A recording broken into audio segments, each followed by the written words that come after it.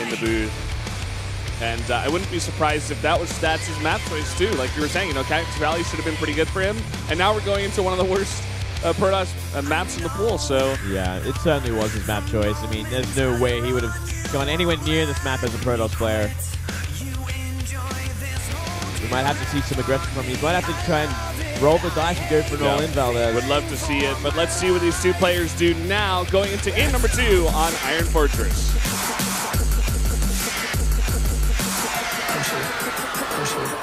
Push it.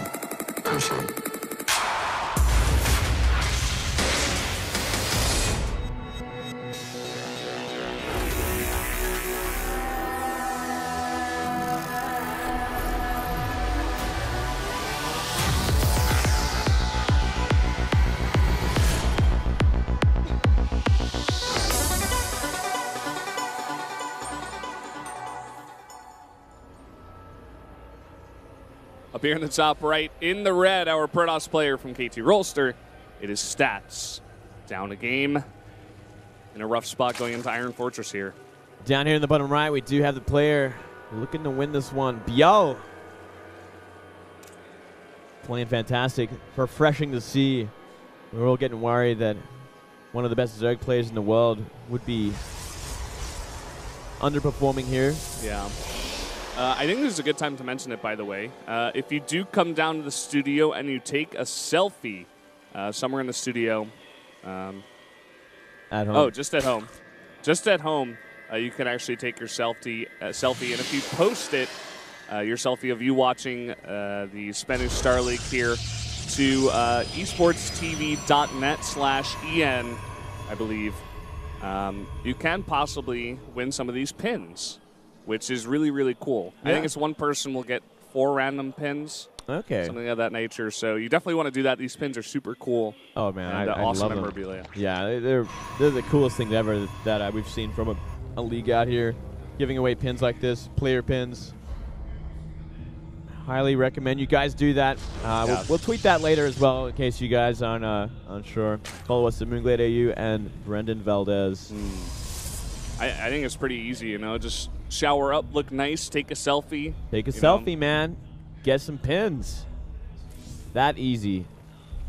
Very easy. I would do it, but... we need caster pins. That's what we need, Valdez. Caster pins? Valdez. We need the Valdez pin? Yeah, what would the Moonglade pin be? Would it just be a moon? It'd be moon. Moon. Is that too simple, though? It'd be a moon. Is it like a Zerg symbol made of moons or something? No, it'd be a moon with long hair.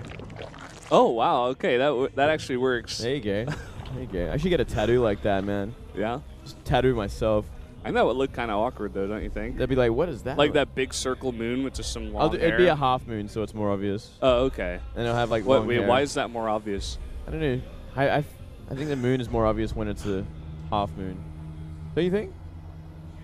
Yeah, I guess, yeah, actually. Unless you put like holes in it, like Swiss cheese. And then they just think it's Swiss cheese. Yeah, like Swiss cheese with long hair. Why is Moonglade that? Why'd you get a Swiss cheese tattoo? And why does it have so much hair in it? Is it like really old? Yeah. Really old, like grandpa cheese. The grandpa cheese. Grandpa Swiss cheese. Well, I mean, a lot of cheese is very old, right? Yeah. That's a delicacy. What are some old cheeses? Like the two-gate proxy. We never see that anymore. Yeah, that's definitely a Swiss cheese with hair. I don't know. We got an interesting build here. We did have a Zealot come out pretty fast, but I don't even know where it went. Like, I don't even think it's... Oh, it's sitting at the natural, just defensively. Pretty much. He's getting a second one out here, so maybe he's looking to apply some pressure, go for some drones, because, ByuL is just being so greedy. He did go for that double hatch. It didn't go double hatch before pool. He went hatch first into pool again. But he's kind of has the same approach to this game as last game so far. It's going to be a 4-gate here, Moonglade. Yeah, no surprise. And look at this. Overlord sees all. Yeah. He got a pretty good scout with that Overlord, I have to say. Going straight into that main, he sees everything. Lings found the probe as well. That is the #1 thing. But I don't know if they're going to be able to kill it with this many Zealots and the Mothership Core coming.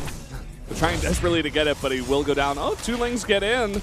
ByuL's gonna be on top of this, man. He's starting to make Lings now, but I think a Roach Warren wouldn't be a bad idea either, especially against a 4K. You don't really want to sit on just Lings. Yeah. It's only one gas. There's going to be a lot of Zealots getting out here. He's going to go for Ling speed first, which I can appreciate as well. They get a Spine Crawler. Probably there at that third base. Yep, there it is.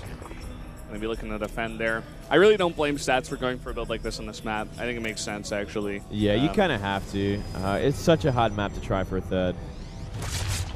Oh, here we go. That ain't 5 enough. Zealots, 6 Zealots, trying to get this around. The Time Warp kind of misses, but losing a lot of Zerglings here as ByuL. Oh, wow. Going for that Spine means you're going to give up a lot of hits from the Lings. Spine finishes up as well. Oh, it's going to be close. Zealots remain there. Spine Zealots do remain. down. A lot of them do survive, and even the Mothership Core, surviving for a very long time, wasn't in the fight, just trying to save them against the Queens, I suppose. Yeah. And a lot of Lings coming out. So many Lings on the way from 3 hatchery. It's going to be great for production. They are just Lings after all. Yeah. Well, a lot of Lings trying to get this around, but now it's about 8 Zealots out here. Got more and more weapons coming in. 3 more Zealots. Oh, not a bad engagement for ByuL this time. He might have enough to wipe this all out. 3 more on the way. It'll be pretty close. Trying to get to work there on that hatchery. He really wants to take that out here. Got a couple of very weak Zealots in this composition as well. One is on about 1 HP. And Link should be able to clean the rest of this up. Now they have speed. Horrible place for Stats. I don't know. I think he just committed too hard to getting that hatchery. He lost so much health on a lot of those Zealots. And now, I mean, ByuL, he doesn't really have the best economy, but he has fully defended against this, and he keeps his third base, most importantly. Yeah, I mean, while all this was happening, there was probes being made, and there are probes being made now. So the Zealots are a pretty healthy distraction. They're warping more and more in like this. It's going to kind of a waste at this point, but there's so many Lings out. He's going to have only 2 sentries back at home after all is said and done. And even that Mothership Core getting very low. Will be saved here, going off the creep. And now the Roach Warren comes out. Not a bad time for it. We just see the Forge finish, and +1 is going to be on the way. He didn't actually see the Forge, but it doesn't really matter. He did make the right choice. You know, he can't stick on Lings for too long, especially if +1's on the way. And I think we're just going to see a huge gateway all-in behind this, and 4 more gates on the way. That's exactly what we're going to see, Moonglade. And, you know, Stats, he's already got his probe count all the way up to 47. He can sit back here on 2 base, get a gigantic gateway army, and just go for the big push. It's really going to be up to ByuL to stop this. The Burrow. Oh, such an important upgrade. In this kind of situation, that is perfect. He's got to be careful with these Lings, though. He cannot throw them away. And ByuL knows for sure what's going on as well. He's completely stopped drone production. Straight into Roaches from here. Try and buy as much time as you can. Yeah, very smart. Even throwing down another Spine Crawler here. Definitely going to help out with the defense. Really nice defense here on that probe, keeping him alive for a very long time. It's a VIP probe. There with about 9 sentries. Yeah, he has to keep that alive, man. He fully sealed off his base as well, so there's not another probe coming out. And it's just about getting those Roaches out in time and try and avoid a fight until Burrow's ready, so you can just save all your Roaches if required. Some Lings going down. He's trying to go for the snipe on some of these pylons, but Stats is doing a fantastic job of defending it. Oh man, there's so many sentries in this unit composition. He's got so many force fields available. Really does, but it is kind of a wide choke here up in the third base, but some really nice force fields going to cut this off. Lings from behind as well. This is a great fight for ByuL. Trying to do his best here, trying to shove some of those Roaches through. The Burrow finally does upgrade, but still there's so many Protoss units and more Warpins coming through. Yeah, the Burrow should be enough to kind of salvage this. He looks like he's going to lose the hatchery, but that's not the be-all end-all. He's just going to keep his units alive until he has enough to fight. And he's fighting at a kind of a weird point here. I'm not sure why you would want to go for this fight. Yeah, kind of desperate at this point, I think. Thinking that he can't really get out enough units. And, I don't know, losing that hatchery. There comes the hallucinated Colossus. I'm kind of at a loss for words, Valdez. He could have just kept them burrowed and waited. Instead, he chose to fight with horrible numbers of Roaches. GG. Wow. All right. Well, Stats comes back. On certainly the map he did not want to play on.